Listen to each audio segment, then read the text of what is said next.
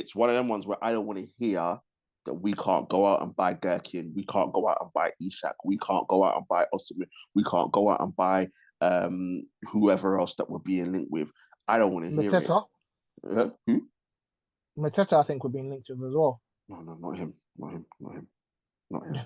I'll take him. Yeah, but the essays of this world, I don't want to hear we can't do these deals and get them done. I hate this. Oh, Bruno's this great player and blah blah. He's not going down in the history books as one of the greatest ever Man United players. No, he's nowhere near it. So let's not pretend like he's this superstar. He's not. Because when you take Bruno out of Manchester United with the worst Manchester United squad we have in years, and you put him in that Portugal side, he's just another player. Yeah, he is. He's just another player. So let's not do this, right? But as you said, he is playing well, but we will see. Forest away, City at home, Lyon away, Newcastle at home, Lyon at home. Let's see the performances then, because that is the biggest criticism we've had of Bruno consistently, is the fact that he doesn't turn up in big games.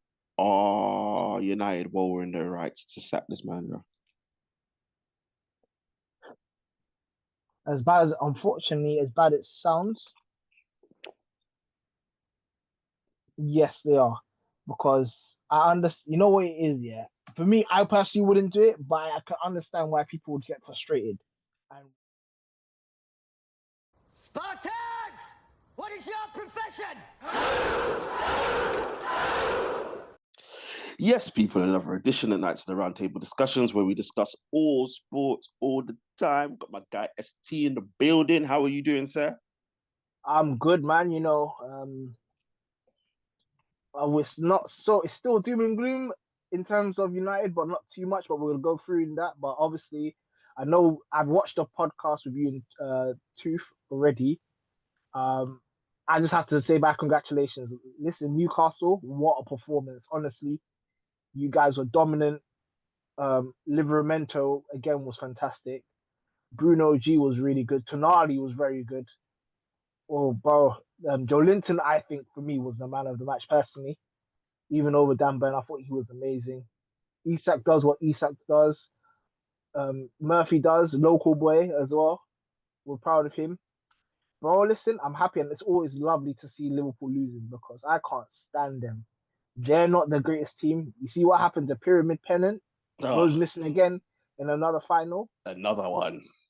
You get me? The Cairo Delafeu always just flopping. Bro, listen, I don't care, bro. Listen, it's always a lovely day when Liverpool lose. And I know Liverpool fans will be like, oh, but where are you lot and blah, blah, blah, this, that, blah. Listen, we're shameless with it. We're shameless with it because at the end of the day, we're already in hell. So we're just going to take this because a month ago, you lot were talking about doing the quadruple and you were going to become the greatest team in England to win all 4 trophies. And now, even though the Premier League is a major trophy, it's only one. And that's all we could hope for in terms of the misery at Manchester United. But listen, people, if you didn't see it, as ST said, we did the League Cup review show, the Magpies Appreciation Show with Tooth. We gave him his flowers, obviously being the Geordie, the Newcastle fan that he is. It was a very, very good one. Obviously, you guys are used to hearing him talk on MMA talk and fight talk and boxing talk. But he finally got his flowers. Newcastle finally ended their drought for a trophy. And if you want to see that, head over to that one on our page and show some love. But unfortunately, seeing as it is international break and we haven't done one in a while, we decided to bring United Therapy back. So we are going to be, because we haven't done one since I think Amorim was just about to join. So that was the last international break before November. Yes, in November, end of October, November time. November last year. Yeah, November, yeah. So yeah, we're gonna look at where United are at. everything that's transpired since Amorim's taken over. Obviously, the stuff with the ownership, the stadium, all of that. So, United fans, buckle yourselves up because it's going to be another one of those where it's all doom and gloom and all the rest of it. Or our days of 2 seasons ago when we were celebrating United, oh, long gone. But listen, as usual, before we start, make sure to like, share, comment, and subscribe to the channel. Get the likes up, get the subscriptions up. As I say all the time, share, share, share. We are here. And don't forget to join our social media pages as well. Links are in the description. ST, obviously, Ruben has taken, last time we spoke, obviously, it was just before Amorim took over. He has taken over. It has been a roller coaster, to say the least. A lot of stuff to get through. Obviously, at this current moment in time, United are 13th in the Premier. 13th in the Premier League is absolutely ridiculous for Manchester United, but it's the reality situation. We're 13th in the Premier League, 10 wins, 7 draws, 12 losses, 37 points. I think we're 20 points above the relegation zone now. 3 points, three more points to get to that 40-point mark. Yeah, and then we're done. We can start looking up. We are 8 points off Europe, 12 points off the Champions League. Obviously crazy. through 8 points off Europe. That's crazy. Yeah, exactly. Considering where we are, obviously through to the quarterfinals of the Europa League, which is our last trophy that we can win. But ST, let's have a look at let's have a look at the manager first. Obviously, we were both excited when the manager came in. We had high hopes. We weren't saying that we were going to win the league or anything like that, but our whole thing was we wanted a style, we wanted a system, we wanted to see patterns of play. The manager's come in, he's implemented his formation, the 3 at the back, which either you're a fan of or you can either be a fan of 3 at the back, you cannot be a fan of 3 at the back, or you can understand that this is what he does and just accept it. I'm in the camp of just accepting it. I'm not a fan of it, but I can accept it because it's what the manager wants to do. 3 at the back. We have seen in the odd game the positives of the manager's system and what he wants the players to do. But if we're going to be honest with ourselves, there's a lot more negatives that we've seen. So I think the first question is, how do you think Amorim's done coming in? How do you think he's settled? And how do you think that he can get these players doing what he wants going forward? So if I'm very honest, he's taken Man United backwards in a sense. I understand that these aren't his players, but even implementing the system, he's not implemented the way he's done it at Sporting. I get that you're in a different league, but if you're going to implement your style, you have to implement it in a way where this is what it is, this is the benefits of it. He's put a lot of it's quite defensive for us because I don't think he trusts the players. Because, for example, and I said this previously when we were speaking about him, Amorim's wing backs are mostly midfielders turned into wing backs, so that's where he gets the width and attacking play from. So before Dorgu, we didn't have that, and we were so defensive because Mazwari and Dallo are not really attacking fullbacks. It made us so negative. Also, I think the stubbornness I don't like. For example, Kobe, as we both said, should never be playing in the pivot. He finally, after so much pressure, decided to put him forward or in the 10, and he performed well. And even after that, he then decided to put him up front. So there are things that I don't like about what he's done. He's not identified the players correctly in the right position. For example, I gave Kobe an example. Bruno, it took him way too long to understand that Bruno isn't a 10, that he plays his best football in the pivot where he can then collect the ball and then not be doing nonsense. And for the past few games, and I'll be honest, in the 8, Bruno is a much better player. Huh?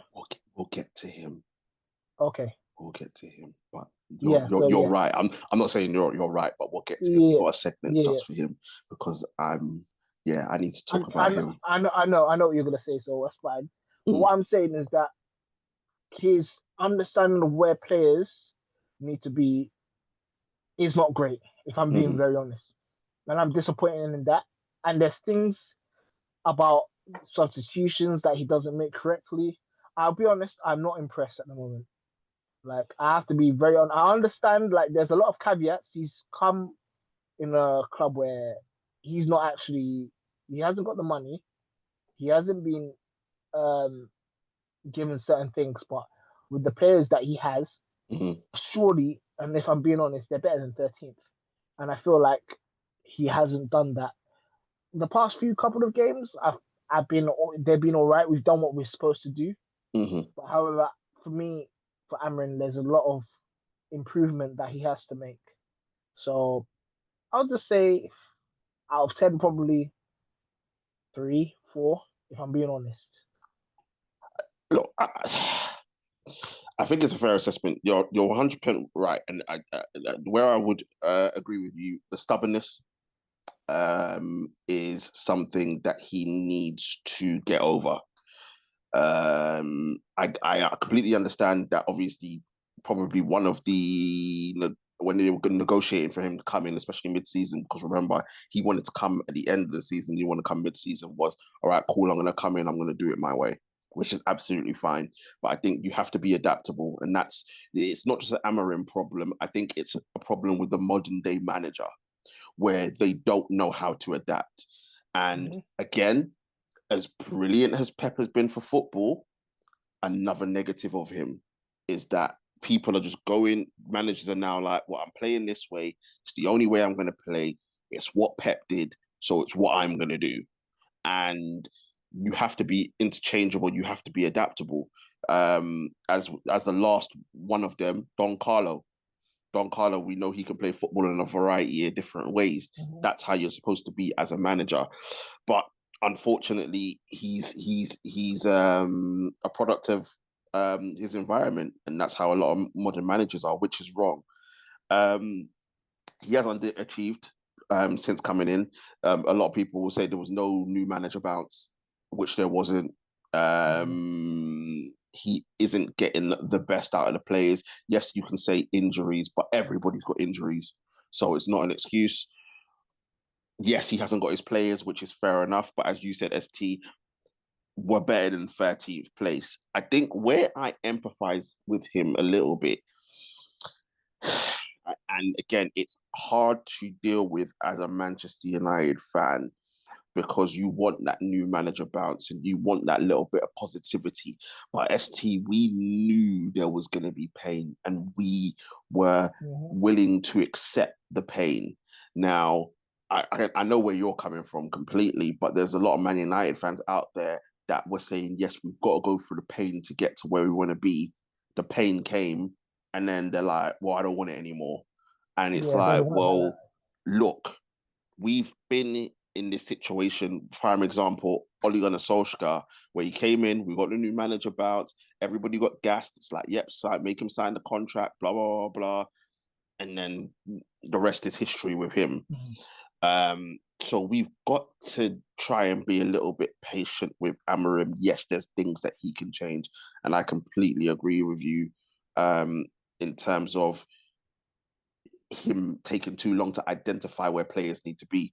Bruno being one, obviously putting him back in the double pivot. Obviously, Kobe Mainu moving him further forward. Remember when he first came in, Ahmad was playing right wing back. And you and I were screaming. We said it before he came in, saying that Ahmad needs to be in the 10. And eventually he realized that. And Xerxes. Now Xerxes playing in that 10-ish sort of role, which I still don't like, to be fair, but he hasn't got the bodies to do anything else.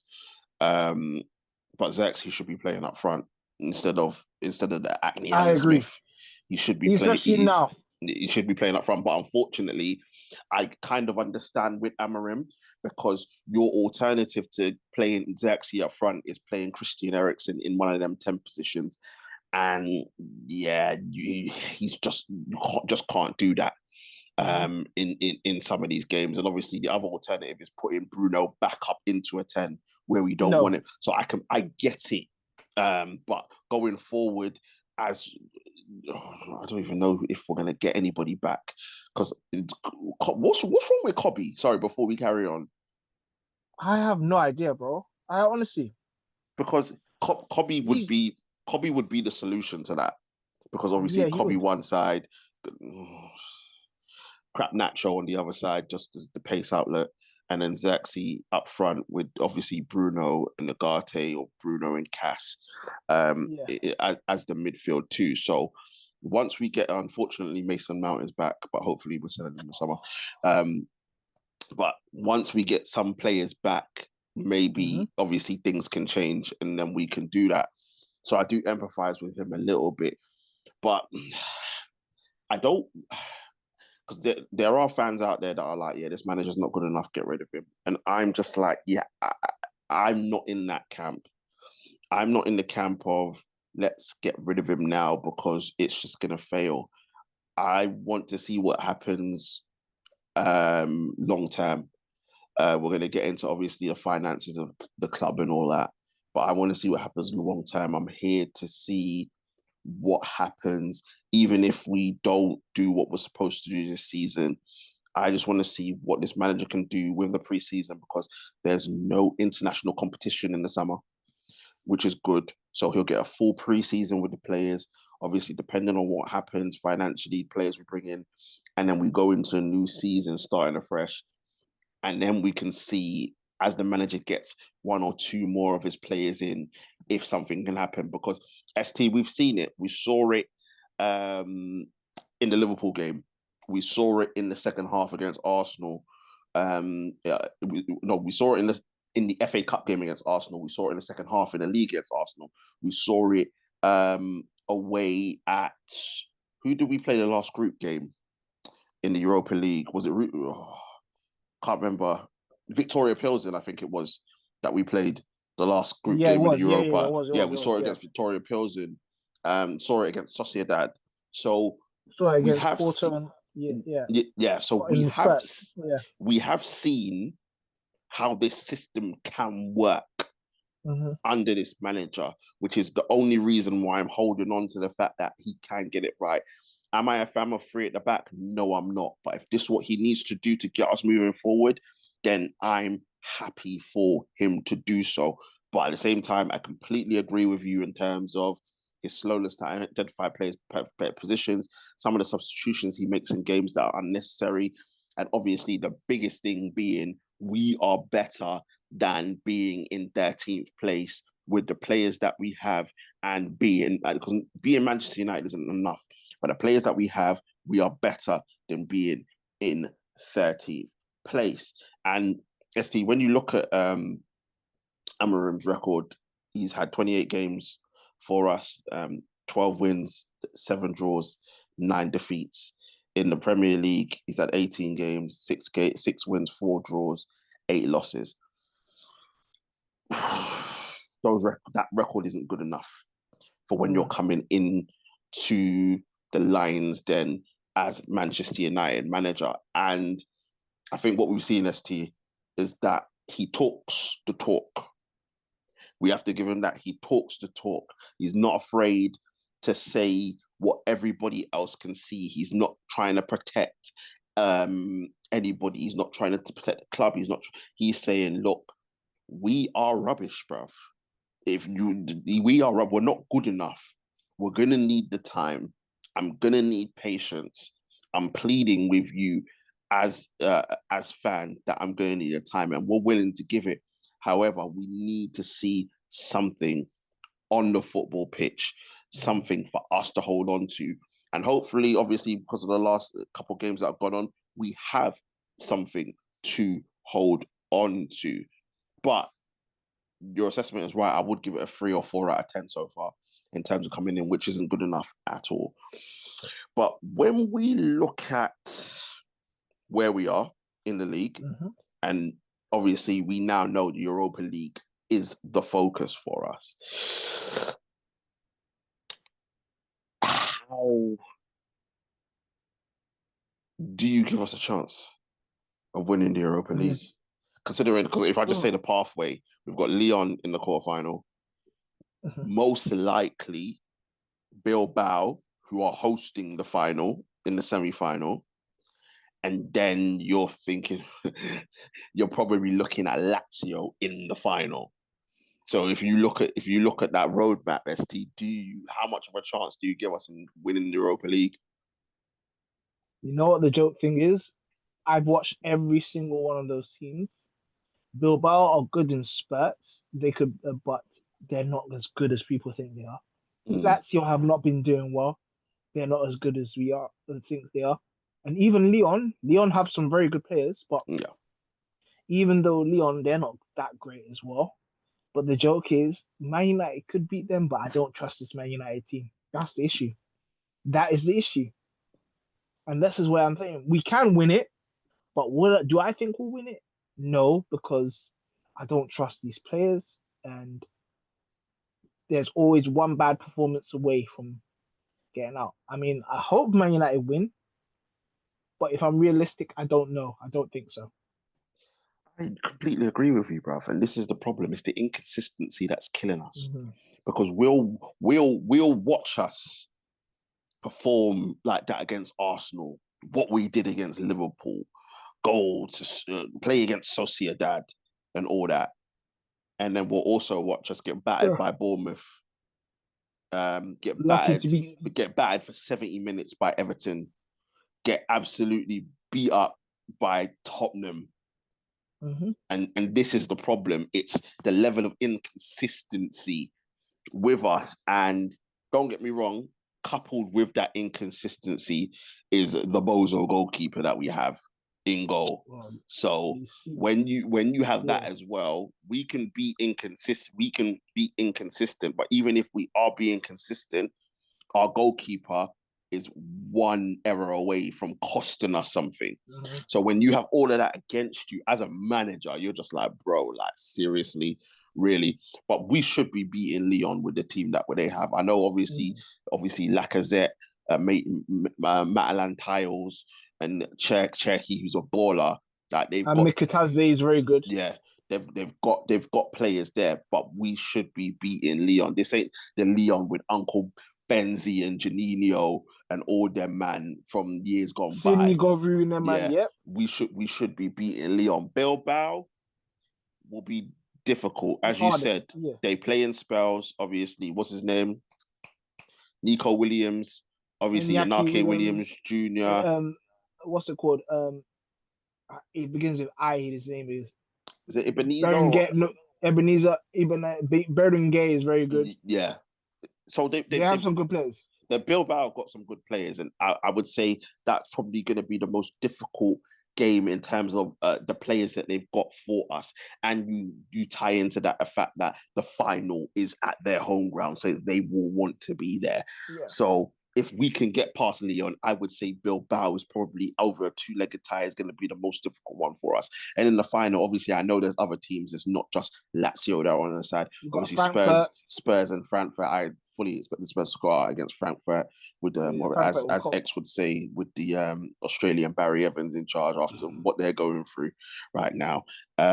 So yeah, it's gonna be difficult, but I think we can do it. And I think the main things are the players are starting to understand what this manager wants. Hopefully we can build on a level of consistency, and we just need that a little bit of luck, because the other problem that we have as a team is we don't score enough goals. So we can talk about Arsenal and the fact that they haven't got a striker and blah, blah, blah. Bro, we've got two strikers that I did say to you, and don't get me wrong, I'm starting to warm up a little bit towards Xerxes, but we've got two strikers in Xerxes and Højlund that do not score enough goals. And that's what we need. That's what I said about Xerxes. When we said, as in Xerxes, I'm not surprised with, by the way, he's a very good footballer. I've seen him play. I saw him play for Bologna, very good footballer, but even at Bologna, he wasn't scoring that many goals. And as for the other guy, he, bro, I don't even want to talk about him, but bro. yeah, Yeah. I can't. Let's try not to ridicule the players in this one. But we Yeah, know he's not it. no, yeah, And I'm sorry, but yeah, I know he scored against Leicester, but that Leicester, bro, like we didn't even play football in that game, and we won that 3 Leicester team 0 was horrible. Right, that Leicester team is terrible, bro. What Rude was doing over there, bro, like he took a wrong job. Yeah, Should have went back to Holland or something. But um, yeah, we've got two. We don't score enough goals, and obviously with Ahmad out for the season, obviously Xerxes and Hoyland not getting enough goals. Crap Nacho not getting enough goals. All our goals right now are coming from Bruno.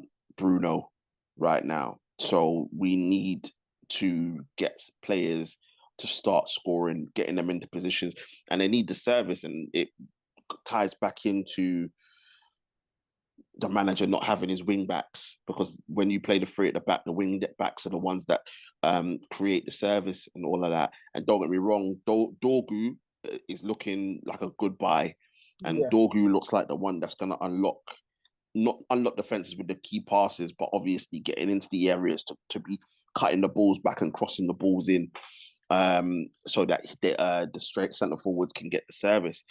But ST, when we look at our next five games, I think we've got Forest away, Leon. City at home, then we got Leon away, Newcastle at home, and then Leon at home. Oh, It's 5 games that, well, Leon games are going to determine how our season goes. But coupled in between that, away at Forest, Nottingham. who are flying right now, who look Oh, like they're going to get Champions League football. Obviously, Manchester City aren't doing well, but we all know but Manchester yeah, Derby, and they're obviously going to want to get revenge for what happened at their ground. And then a Newcastle side that are going to be buzzing because they've just won their first trophy in 70 years. So as much as we can say, yes, the Europa League is our focus, which obviously you and I both said at the start of the season, if we're going to be taking hide-ins from Forest and Man City and Newcastle, that's going to completely damage the confidence for these players. I agree. I agree. And the thing is, Nottingham Forest, especially as well, their style of football is different. It's not like a team that plays for Nottingham Forest sit back a lot and will Mm, catch you on the counter attack. For Man United, this is what we struggle, not only with Amorim, with the other manager, these group of players struggle to like break down mm-hmm. teams like that. So I'm generally worried about that match, especially. And we struggle with the transition. And Yes. that's what Nottingham Forest are. Obviously, us having the two in midfield, and this is why I say a bit about being adaptable, because there is the option of Amorim putting another midfielder in. Keep your three at the back. You could put another player into midfield, and then play the split strikers with Hoyland and Xerxes. We could go down that route just to bolster up, because we get overrun in midfield. It was the same All the problem that time. we had under Ten Hag, same problem that we had under Oli. We're always getting overrun in midfield. And yes, we haven't got the midfielders that can cover the ground to be able to cope with it. But so then if you know that, then change it. But Amorim will turn around and say, well, when you did play three in midfield, even though it was a 4-2-3-1, you were still getting overrun. So what difference does it make? So it it's one of them ones, but Nottingham Forest is probably the worst type of team we can play in terms of how Mm-hmm. they play football. And we will do very well to get anything out of that game if we do. And then you've got Manchester City, who aren't playing well, who I think out of all the games that we probably have, City are probably the easiest in terms of how we play to play Mm-hmm. against, because of how open they are and the fact that we can play on the counter attack. Unfortunately for us, we've got the other situation where in which it probably would be beneficial to play Hoyland and Garnacho in that game because of the counter attacking. So all these things to think about, obviously, and in between that, 2 games against Lyon where we have to be putting our first 11 out because it's Europa League or bust because we need the Champions League football. So it's all these things that the manager is going to have to think about as we go into the most important period of the season. But ST, there's something that came up that I saw on a lot of other channels. If Amorim doesn't win the Europa League and we finish in the bottom half of the table, are United well in their rights to sack this manager? Unfortunately, as bad it sounds, yes, they are. Because I understand, you know what it is, yeah? For me, I personally wouldn't do it, but I can understand why people would get frustrated and would call for his head.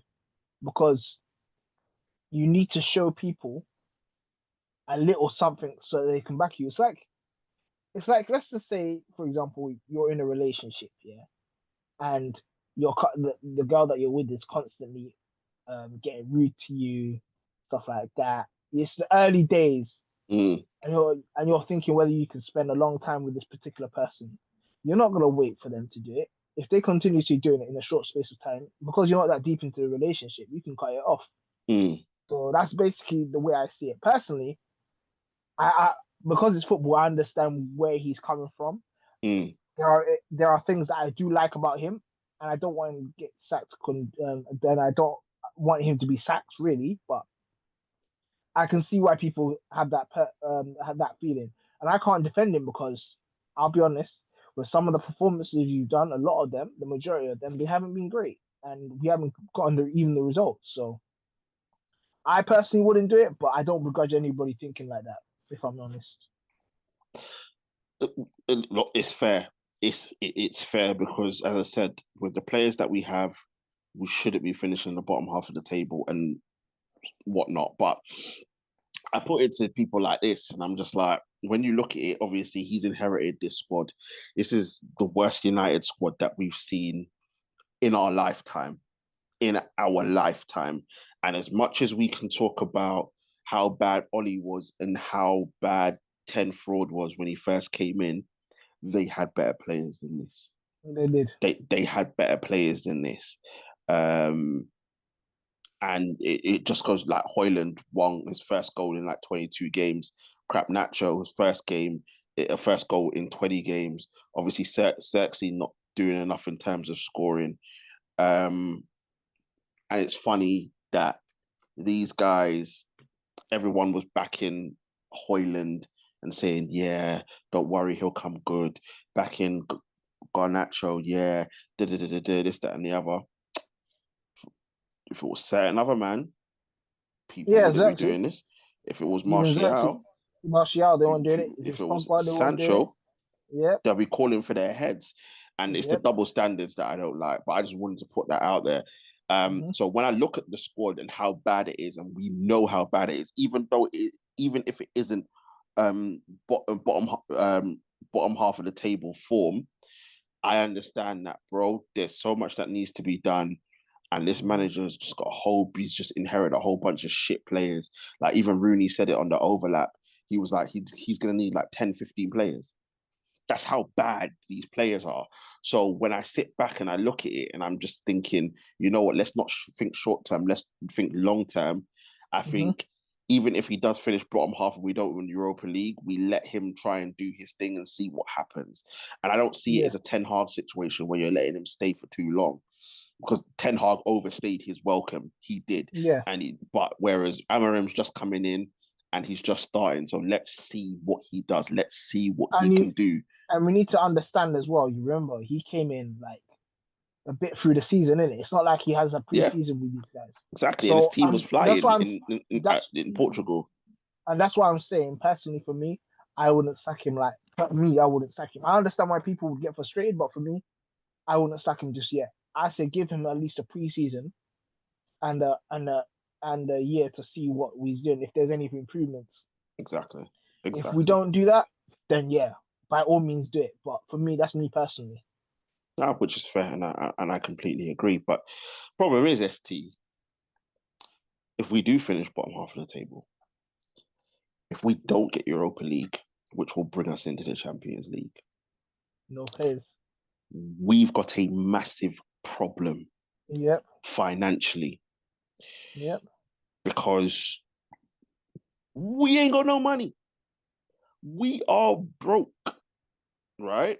And as you can see, it's been shown the fact that staff having to bring in packed lunches.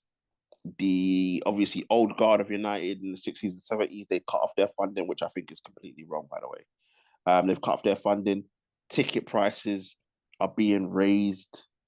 Obviously, when we're looking into PSR, getting rid of the young players, the young assets that we have. The fact that if we don't make Champions League, Adidas are going to fine us 10 mil. Like, when you put all these things together, this is why I say Europa League is so important. But if that happens this team, we don't win it, bro. We have to sell to buy. Don't get me wrong, we've got players. I think we went through it on the last podcast. That there's a lot of players that can go, even though they just went and extended Harry Maguire's contract for no reason. But obviously, Christian Eriksen out of contract, Lindelof will be out of contract.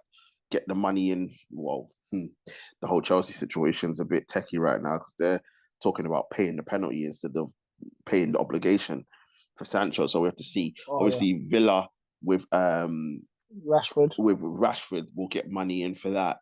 I'm just scanning. Obviously, I think Casemiro will be moved on, hopefully, to Saudi.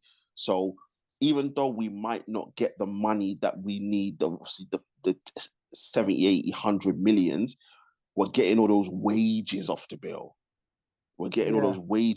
So in that sense, you can do a little bit. But the fact that we won't have the Champions League football to offer players, right? We're then looking at trying to offer them the wages to get them to come to Manchester United. It's still the same thing. Exactly. So we'll still be doing the same thing in terms of getting. But don't get me wrong, I don't think Barada and Wilcox and all them men are going to be doing this because they want to change the model and change the way how things are done at Manchester United. But bro, we need the players. We need the Gherkins. We need the Isaks. We need the Osmans. We need the Frankie De Jongs. And obviously, I'm not saying that we need all these massive names, but we need a better quality. We need better quality. We need the other holding midfielder that's going to suit the manager's system. We need obviously an attacking right wing back. We need obviously centre forward, which is centre forward. Yeah, we can say in the 10s we've got Ahmad. We need a replacement for Christian Eriksen, not in terms of the fact that Christian Eriksen's a pivotal part of our squad, but we need someone with that IQ that can unlock defensive, because right now we haven't. Christian Eriksen's too old. We haven't got that player. Bruno's not that player, people. He's not that player. So there's as I said, as Ralph said, however many years ago, open heart surgery is what Manchester United needs right now.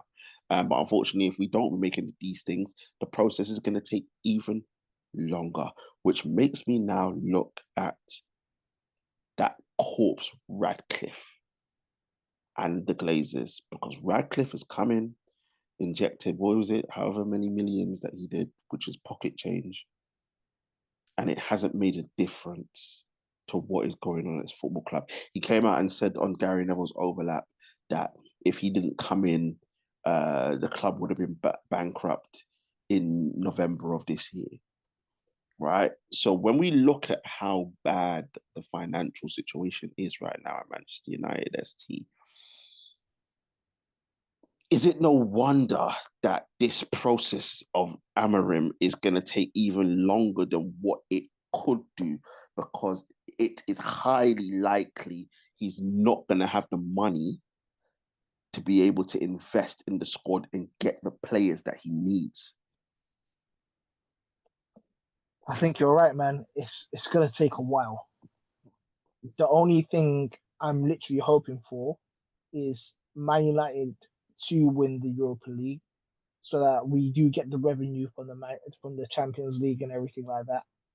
Or if we do, not finish or win the Europa League, that those players that we sell them for a very good price, so that money is We generated. don't sell well. That's the issue, I know. But I'm just saying, in the ideal world, from what I think, if we did, and now I knew Radcliffe didn't have as much money to help this club, and this is why.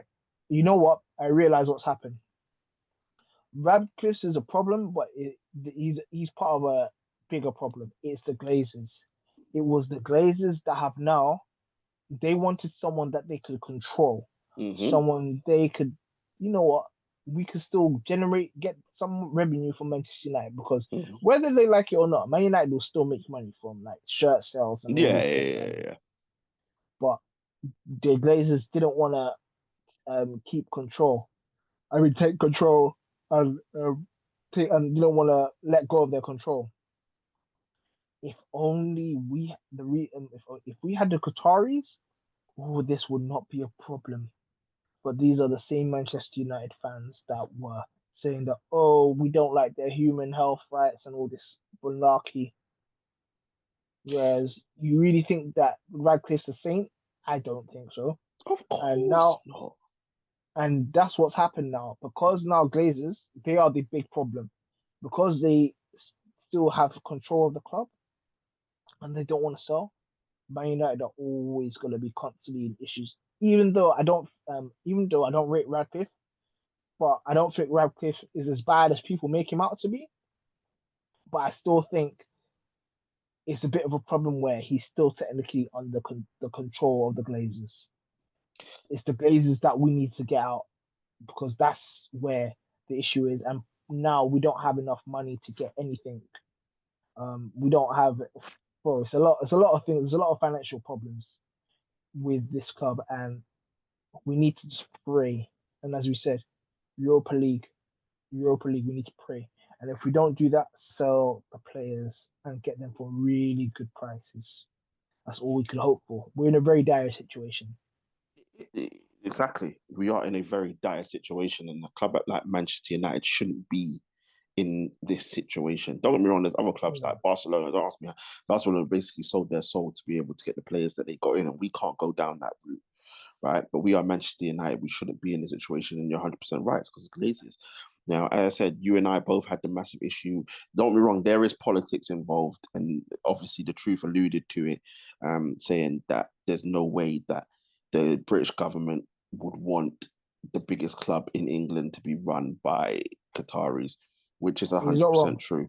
But also, it wasn't helped by the fact that these dumb United fans basically went out there and said, "Oh, the human rights, like Ratcliffe's nose is clean, and any of these rich billionaires' noses are clean." No, because the fact of the matter is, if the Qataris came in, we wouldn't be in this mess. We'd be in a positive position right now because we would have no debt. They would invest their own money in the football club.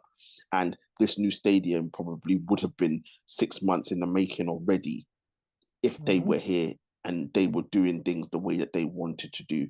So, as far as I'm concerned, when it comes to the financial aspect of what is going on at the football club, Manchester United fans need to hold it because you are part of the reason why Ratcliffe came in and the Glazers are still here because you didn't want the alternative, right? So suck it up and stop moaning because this is partly on you. Yes, there's other politics, there's politics at play here as well, but take responsibility because you didn't want it to happen and you should have done because if it would have happened, we are Manchester United. So PSR financial fair play wouldn't have meant nothing to us because we make the most money in the Premier League Mm-hmm. and we were top five in the clubs in the world in terms of generating revenue. So it'll Mm-hmm. never be a problem, right? So you lot need to hold it. But this is a situation that we're in.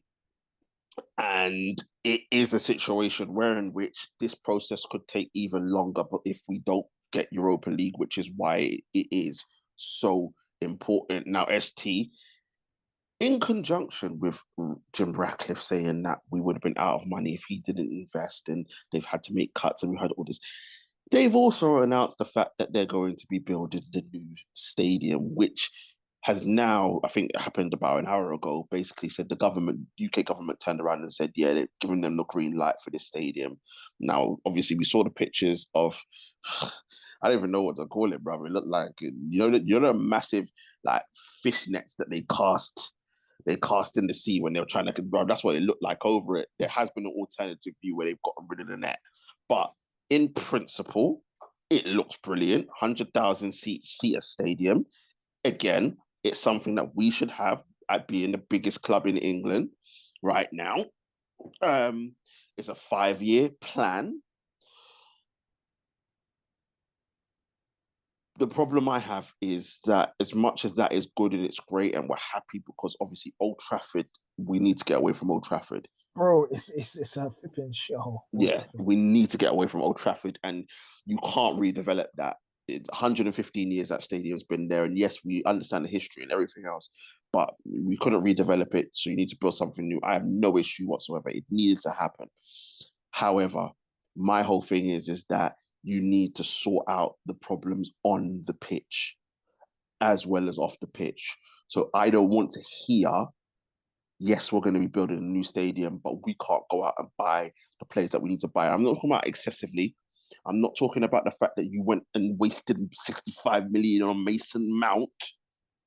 72 million on Hoyland. Yeah, wasted 72 million on Hoyland. I'm not talking about wasting money. What I'm saying is the players that are out there, we have to be shrewd, we have to be clever, because again, and United are again, which we always are in a situation where when United come calling because they're desperate, we are going to put 25% more on the player because they need to pay it. Right? Mm-hmm. So it's one of them ones where I don't want to hear that we can't go out and buy Gherkin, we can't go out and buy Isak, we can't go out and buy Osimhen, we can't go out and buy whoever else that we're being linked with. I don't want to hear it. Who? Mateta, I think we're being linked with as well. No, not him. I'll take him. Yeah, but the essays of this world, I don't want to hear we can't do these deals and get them done. Yes, don't get me wrong. If they're saying 200 million for Eze, of course we're not going to do it. But if there's reasonable pricing, as we said, what's his name that went to PSG? Kvaratskhelia. Exactly, bruv. 60 mil. We should have been doing that. We should have been doing that. Now I understand that. I think if we would have spent in January, we would have been in big problems with PSR. So I get it. But when you're seeing these players, Gherkin, if he goes for 60 mil to Arsenal, Chelsea, I'm going to be vexed. I'm going to be vexed. So these are the things that we need to establish. New stadium is brilliant. It's great. But at the same time, I don't want to hear, we can't do this and we can't do that. If the player turns around and says he doesn't want to come, I can accept that. But what I won't accept is, we couldn't go in for them because we didn't have the money. Get the money. As Gary Neville says, get the Glazers to go in their own pocket because they haven't spent one p on this football club. Get them to pull their things out, which they're not going to do because as far as they're concerned, as long as they can keep taking money out there, it's happy days, right? Need to sort that shit out. And hopefully a year or 2 years down the line, the Qataris can come back in and get rid of all these pom-poms, bruv, because Ratcliffe being there isn't great. He's a fucking Chelsea scumbag fan. He shouldn't be at this football club, bruv. Fucking season ticket holder for them fucking... Don't get me... Anyway, right? But ST...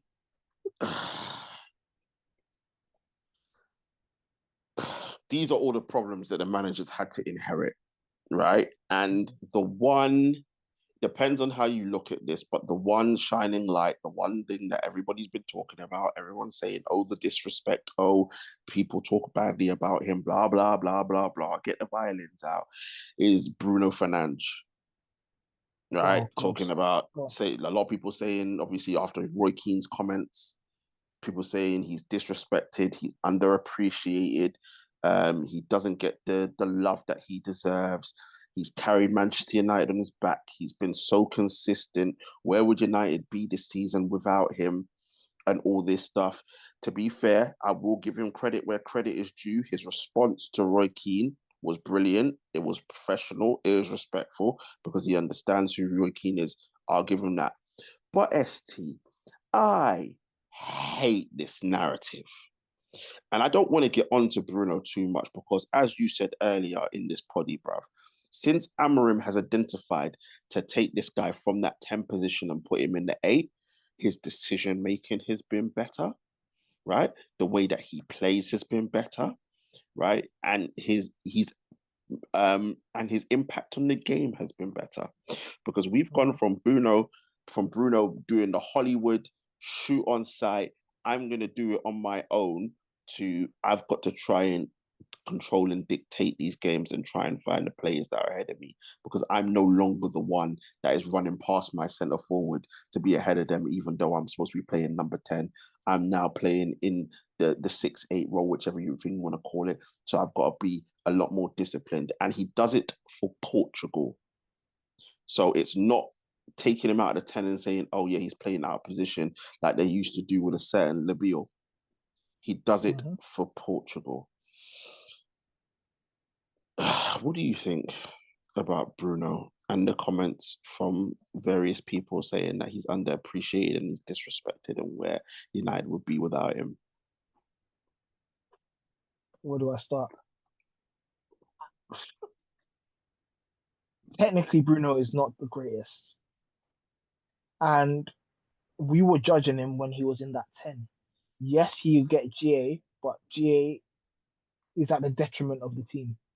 He was making the incorrect passes. He was hoofing the ball. When he was losing against, for example, Liverpool, he wasn't working back. There was no defensive discipline when he's in the midfield. So he was inadvertently costing us games. Yes, he would score goals, but it's like a net negative. Create solve one problem, create 3 problems.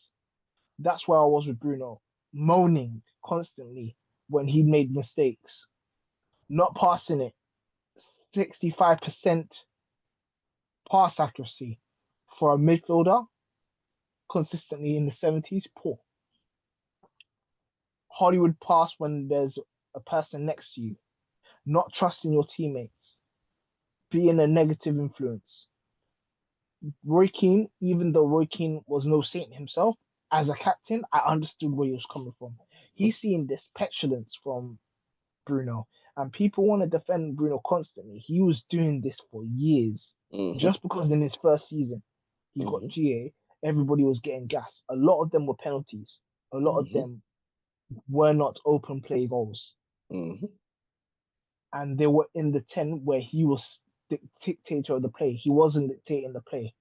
Once he went into the 10, we were worse because when we'd pass the ball to him, he'd pass it. He wouldn't keep it. He'd pass it off, and that's the role of a 10. And that's where we all got frustrated with Bruno. That was it. And then he wasn't taking accountability for his performances, blaming everybody else around him. He still does that to an extent, not trusting his teammates, thinking that he can do it all himself and not playing for the team. And that's where I get where Roy Keane said what he said. And he was right. Because as annoying as Roy Keane could be, Roy Keane sacrificed himself for the team. Even, for example, the Juventus and Manchester United semi-final in '99. Got the foul. He knew that he wasn't getting the person, but he said, "Listen, I have to win."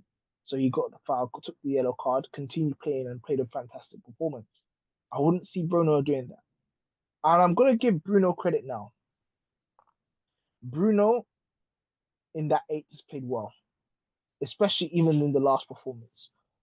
I'll give him credit. Like, he's done well. He scored some very good goals, some very good free kicks. I have to give him credit. Now, the test is now, if you've really turned the corner in that position, you've got all these big games. You've got Nottingham Forest. You've got Lyon. You're going to be playing in your position. I haven't seen you step up. Now you need to step up. It's all good taking very good penalties. Now I need to see you control and keep that discipline when you're under a lot more pressure. Because as good as Bruno's been, I'll be honest, like, Sociedad, they're not great. Leicester are not great. Ipswich, not great. So I would expect your quality, because Bruno has qualities, for you to be better. But now you've got teams that are in and around where you want to be or are ahead of you. This is what I want to see Bruno do. And I'm yet to be impressed by Bruno, if I'm being honest. I'll say well done for his recent performances. You have to give him credit. But yeah, that's where I am with Bruno. Listen, you can you summed it up pretty well, and I completely agree with everything that you said. As I said, for me with Bruno, um, obviously first season came in, got GA. I think the second season he had decent GA, but I think the third season Labille actually outperformed him Yes, and then people, in the double pivot, and yeah, it wasn't spoken about. Then remember no, when Cristiano came, because Cristiano was taking the penalties and the free kicks, Bruno, the yeah, Bruno GA wasn't getting dried included. up. Yeah. The GA dried up. And this is my point with Bruno, and it frustrates me when people say, where would you be without him? Because when you look at this current Manchester United team, who's taking the corners, who's taking the free kicks, who's taking the penalties, or Bruno. Bruno, yeah. Now, don't get me wrong, I can appreciate and rate the fact that he's probably one of the few players that is willing to take the ball on no matter what the situation, whether they're winning Mm-hmm. or losing. So I can appreciate that and I respect him for that. But when the game is constantly going through you, of course, at some point you're gonna get GA. Of course, Mm-hmm. things are gonna look better. And I think the fact that the Hollywood passes aren't happening as much makes his performances look even better. And that's credit to Amorim for making him do these things. Mm-hmm. Um, so I don't think he's disrespected. I think the criticism is warranted. Where would United be without Bruno? Possibly in a similar position, if not a little bit worse. Not a lot would have changed. When you Mm. look at it, like he's had 43 games this season, 16 goals, 15 assists. And I would say probably about 5 or 6 of them have been penalties. In the Prem, 28 games, 8 goals, 9 assists. So he's not pulling up trees. He's No. he's not pulling up trees. Do you know what I mean? People were going to point to this stupid old chance creation because it's the only thing he's high in because he's just behind Palmer and Salah. But bro, the facts are the facts. The GA isn't there. But because you're the one that's constantly getting the ball all of the Mm-hmm. time, you are going to look good. Like the game against Sociedad, bro, Casemiro played better than him. But he Xerxes got a played hat better than him. trick. But he got a hat trick. Casemiro played better Yeah. than him. But he got a hat trick. Zexi played better than him. But he got a hat trick. Aiden Heaven played better than him.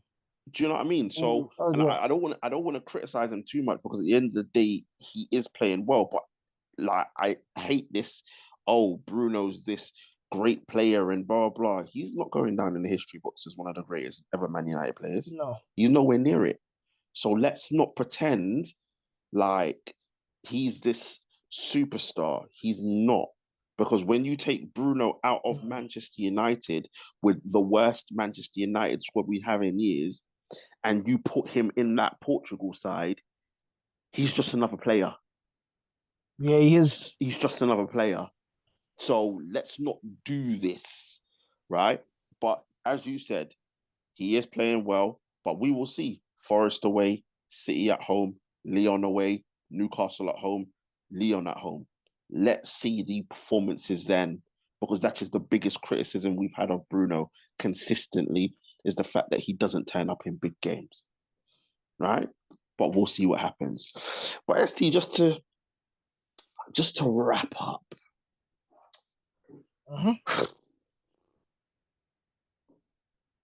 realistic expectations towards the end of the season. Where in the table, we want a number. So where in the table do you expect United to finish? And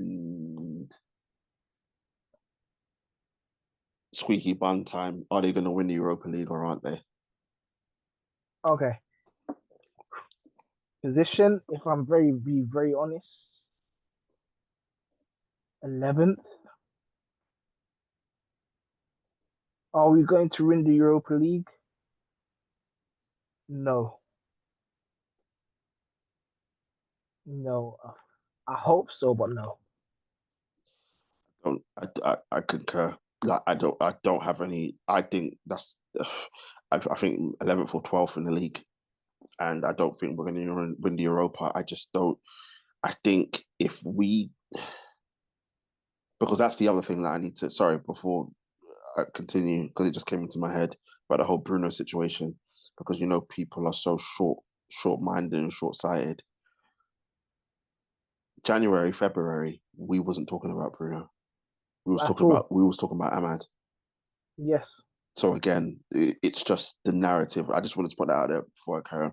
But yeah, if we would have had Ahmad, I would have given us more of a chance. Yes. I think we do beat Leon to get through, So do but I. I think we go out to Bilbao in the Bilbao, so semi-final. do I. I was just about to say And that. I So do think I. 11th or 12th, because I don't see us finishing above any of the teams. Because ST, for us, because obviously we're on course for our lowest points tally ever. And for us to not have, which was last season, the 60 points under Ten Hag, for us to not have the lowest points tally, there's 9 games left in the league. Is it 9? Yeah, 9 games left in the league for us. We need to win 8. Yeah, We impossible. need to win 8. So we can only lose 1 between now and the end of the season. It's not going to happen. So we're going to have our lowest points tally, which is obviously a combined effort of Amorim and Ten Hag, with the possibility of not winning the Europa League. It's pain. It's pain, Hub. We are going to suffer. It is that, people. That is the reality of Manchester United, whether you like it or not. That is where we are.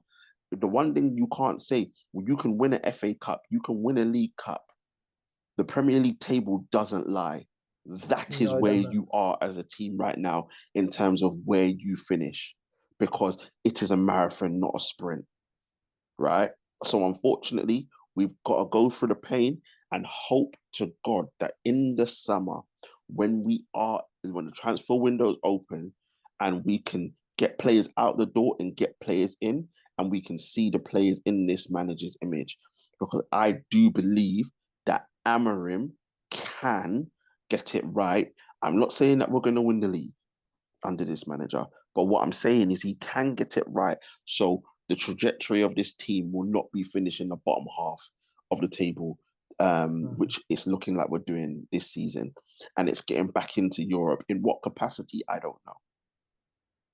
But we've got to deal with the dirt to get for the flower to blossom, bruv. And that's hopefully what Ruben Amorim can do with this team. But people, we're gonna wrap up there, bro. It's all just depressing and doom and gloom for ST and I. That's why we're talking about United is just too painful. But let us know what you think in the comment section. Let us know what you think of Ruben Amorim. Do you think that he's the right man for the job? Do you think it's time for at the end of the season for us to move on? Is it that sort of thing where it's like, all right, cool, this guy was just an interim to bring in another manager? Let us know what you think about the Glazers and Jim Ratcliffe and the new stadium. How you feel about a new stadium, how you feel about the fact that we could be getting looks like the plans are motion to get the wheels running so we can get a new stadium, but potentially there's no money to get the players that we need to get in on the field. Let us know how you're juggling with that experience. Let us know if you think we're going to win the Europa League or not, and let us know where you think we're going to finish in the Premier League table. And as usual, before we go, make sure to like, share, comment, and subscribe to the channel. Get the likes up, get the subscriptions up. As I say all the time, share. We are here. And don't forget to join our social media pages as well. Links are in the description. As painful as it was, as usual, I want to say thank you very much to my guy, ST. Thank you very much, sir. Thank you very much, bro. People coming up as obviously, if you flipped over to obviously the Magpies Appreciation Show, you know that we are going to do a preview for the Arsenal Real Madrid game. The Truth has agreed to come back on because, as we said, the Arsenal fans have been in hiding for the past year or so. So he has agreed to do the preview, so we're going to be doing that. We will have the preview for Conor Benn and Eubank Jr. as well. So Boxing Talk will be back. God, that's gonna be funny. I'm telling you. So that's going to be back towards the end of April. we probably will be back after the Europa League games as well. ST and I will be back after the Europa League games as well. And yeah, it's just looking forward to the end of the season for us because we can't wait for it to end, bro. Bro, let it go. Let the season go. We can't wait for it to end. But people, listen, as usual, stay safe out there, be safe, and we shall see you very, very soon. Peace. Peace.